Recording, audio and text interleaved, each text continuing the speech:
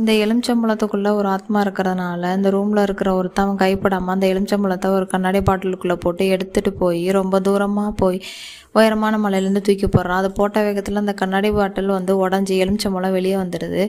திரும்ப போக வண்டி எடுக்கும்போது அந்த எலுமிச்சம்பழம் தானாகவே உருண்டு அவருக்கு தெரியாமல் பின்னாடி ஏறி உட்காந்துக்குது. இவங்க வீட்டுக்குள்ளே காலடி எடுத்து வைக்கிறதுக்கு முன்னாடியே அந்த எலுமிச்சம்பழம் அவனுக்கு முன்னாடி இருக்குது. அதை பார்த்து நம்ம ஃப்ரெண்டுமே கோவப்பட்டு அந்த எலுமிச்சம்பழத்தை தூக்கி வீசிட்டு உள்ளே போய் கதவை சாத்திக்கிறாங்க. கரெக்டாக அந்த எலுமிச்சம்பழம் ரோட்டில் போகிற ஒரு டெட் பாடி மேலே விழுந்துருது. அந்த டெட் பாடிக்கு உயிர் ஏஞ்சி உட்காந்துருது. அந்த கூட வந்தவங்க எல்லாருமே தெரிச்சு ஓடிடுறாங்க. அந்த டெட் பாடியும் தானாகவே ஏஞ்சி அந்த பசங்க சாப்பிட்டு வச்ச எல்லா சாப்பாடையும் எடுத்து சாப்பிட்ருது. சாப்பிட்டு முடிச்ச கையோட அந்த டெட் பாடி மறுபடியும் ஏஞ்சி போய் அது இருந்த இடத்துலேயே படுத்துக்குது. ஸோ அந்த டெட் பாடி மேலே இருந்த எலுமிச்சம்பழம் தானாகவே உருண்டா அவங்க மறுபடியும் வீட்டுக்குள்ளேயே வந்துடுது. இதை பார்த்து அவனுங்க பயந்து ஓடி போய் ஒரு தெரிஞ்ச சாமியார்கிட்ட போய் உதவி கேட்குறாங்க. அவர் ஒரு பைய எடுத்து கொடுத்து அதில் இருக்கிறத அந்த எலுமிச்சம்பழத்தை சுற்றி போடுங்கன்னு சொல்கிறாரு. வீட்டுக்கு வந்தோடனே அவனுங்களுமே அந்த எலுமிச்சம்பழத்தை சுற்றி அதை போட்டு லெக் பீஸ் எடுத்து காட்டுறானுங்க. அதுக்குள்ளே இருக்க ஆத்மா வெளியே வர முடியாமல் தவிக்குது.